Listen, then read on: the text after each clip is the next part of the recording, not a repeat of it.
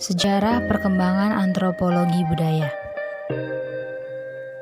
Pengertian antropologi secara umum adalah semua hal yang menjelaskan tentang manusia dari segi baik maupun buruk, dan tidak berpaku pada sebagian kelompok orang saja, tetapi mencakup semua manusia melalui segala aspek. Berikut contoh pengertian antropologi menurut beberapa ahli. Yang pertama, Casing 1981 menyatakan bahwa antropologi adalah kajian tentang manusia. Kedua, Haviland 1985 yang menyatakan bahwa antropologi adalah studi tentang manusia dan perilakunya, dan olehnya diperoleh pengertian lengkap tentang keanekaragaman manusia. Fase-fase perkembangan antropologi budaya terbagi menjadi 4, yaitu di fase pertama, sebelum tahun 1800, suku-suku bangsa penduduk pribumi Afrika, Asia, dan Amerika mulai didatangi oleh orang Eropa Barat sejak akhir abad ke-15 dan permulaan abad ke-16, dan lambat laun dalam proses yang kira-kira berlangsung 4 tahun lamanya.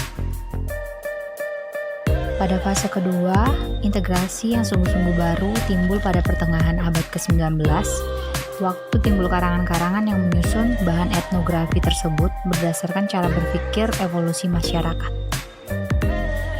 Di fase ketiga, pada permulaan abad ke-20, sebagian besar negara-negara penjajahan di Eropa berhasil untuk mencapai kemantapan kekuasaannya di daerah-daerah jajahan di luar Eropa.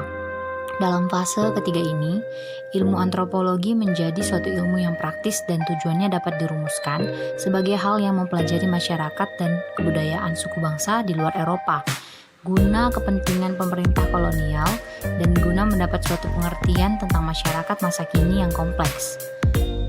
Lalu di fase terakhir, yaitu fase keempat, sesudah kira-kira tahun 1930, dalam fase ini ilmu antropologi mengalami masa perkembangan yang paling luas mengenai bertumbuhnya bahan pengetahuan yang jauh lebih teliti.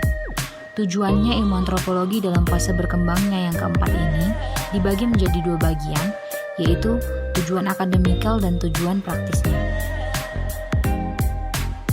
Di antropologi masa kini, meskipun ilmu antropologi telah berkembang pesat di kalangan bangsa-bangsa di dunia, masih ada saja perbedaan tujuan dan ruang lingkup ilmu antropologi.